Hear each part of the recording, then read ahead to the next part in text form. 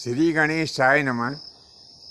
तो प्रिय बंधुओं, इस प्रकार से कर्ण का उस अधिरथ और राधिका के यहाँ पर बड़े ही प्रेम के साथ में लालन पालन होने लगा।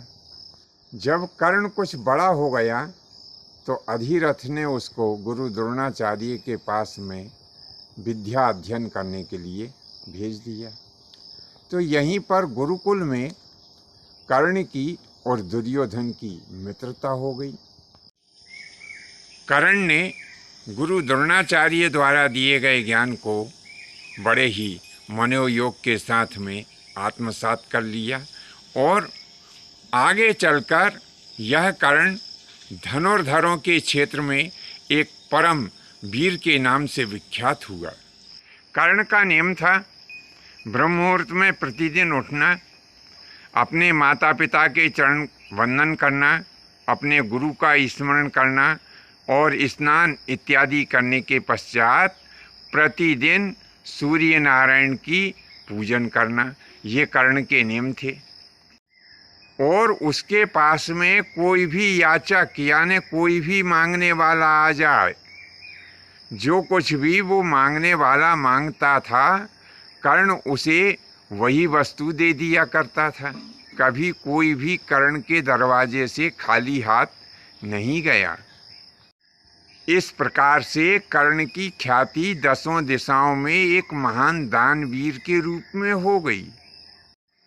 एक दिन सूर्य नारायण कर्ण के सपने में आए और कर्ण से कहने लगे कि पुत्र, यद्यपि दान देना बहुत अच्छी बात है, परंतु थोड़ा सा विचार कर लिया करो कि ये दान मांगने वाला कहीं किसी स्वार्थ के वशीभूत होकर के दान तो नहीं मांग रहा है। मैं तुम्हें सचेत किए देता हूँ कि कुछ समय पश्चात इंद्र तुमसे कवच और कुंडल दोनों दान में लेने के लिए एक ब्राह्मण का वेश धारण करके आएंगे। तो मैं तुम्हें आदेश देता हूँ कि कर्ण को कवच और कुंडल दान में मत दे देना, क्योंकि इन कवच और कुंडल के कारण ही तुम्हें विश्व का कोई भी योद्धा नहीं जीत सकता। तब कर्ण कहने लगे, हे पिता, आप यद्यपि मेरे हित की बात कह रहे हैं, परंतु मैंने जो व्रत लिया है कि मेरे से जो भी कोई प्राणी आकर के कुछ मांगेगा तो मैं उसे कभी भी निराश नहीं करूँगा, चाहे मेरी जान चली जाए। और मेरे तो बड़े भाग हैं कि जो स्वर्ग का राजा इंद्र है वह भी मेरे सामने आकर के और भिक्षा यदि मांगे तो इससे बड़े सौभाग्य की बात कौन सी होगी। तब सूर्य नारायण कहने लगे कि पुत्र, यदि तुम्हारा ऐसा ही दृढ़ निश्चय है तो मेरी बात सुनो। यदि वह कवच और कुंडल मांगे तो पहले तो हम मना कर रहे हैं कि बिल्कुल देना ही मती, फिर भी यदि तुम अपना व्रत नहीं तोड़ना चाहो तो तुम कवच और कुंडल दे देना। परंतु इंद्र के पास में एक बड़ी ही अमोघ और शत्रुनाशक शक्ति है, तो बदले में तुम वह शक्ति उस इंद्र से ले लेना। तब कर्ण कहने लगे कि चलो इतना तो हम कर ही लेंगे। यदि महाराज इंद्र हमारे पास में कवच और कुंडल लेने के लिए आएंगे तो आपका जो आदेश है वह शक्ति हम उनसे अवश्य ले लेंगे। ऐसा सूर्य नारायण का और कर्ण का संवाद हुआ। सूर्य नारायण अंतर्ध्यान हो गए। कुछ काल के पश्चात इंद्र अर्जुन का हित करने के उद्देश्य से, अब अर्जुन का हित करने के उद्देश्य से कैसे, क्योंकि अर्जुन जो थे वो इंद्र के अंश से उत्पन्न हुए थे, इसीलिए इंद्र उन्हें अपना पुत्र मानते थे। तो अपने पुत्र की रक्षा के लिए इंद्र जो थे वो ब्राह्मण का रूप धारण करके और कर्ण के पास में आ गए। कहने लगे कि हे दानवीर, मुझे अपने मनवांछित वस्तु प्रदान करें, मैं आपको आशीर्वाद दूंगा। तब कर्ण हंसते हुए कहने लगे कि प्रभु, आपने बड़ी दया की, जो मुझ जैसे प्राणी को आपने दर्शन दिया। मेरे पिता, माता और गुरु के आशीर्वाद से मैं आपको पहचान गया हूँ कि आप स्वर्गलोक के महाराज इंद्र हैं। मुझे दर्शन देने के लिए आए हैं। आदेश करिए कि मैं आपका क्या प्रिय कार्य करूं। तब इंद्र कहने लगे कि कर्ण, जब तुम मुझे पहचान ही गए हो तो मैं इस समय आदेश करने नहीं आया हूं। मैं एक भिक्षुक हूं, मैं आपके यहाँ दान लेने के लिए आया हूं। तो कर्ण कहने लगे, बोलिए क्या चाहिए। तब इंद्र ने कहा कि जो आपके पास में कवच और कुंडल है, ये दोनों मेरे को दान में दे दीजिए। कर्ण मुस्कुराए।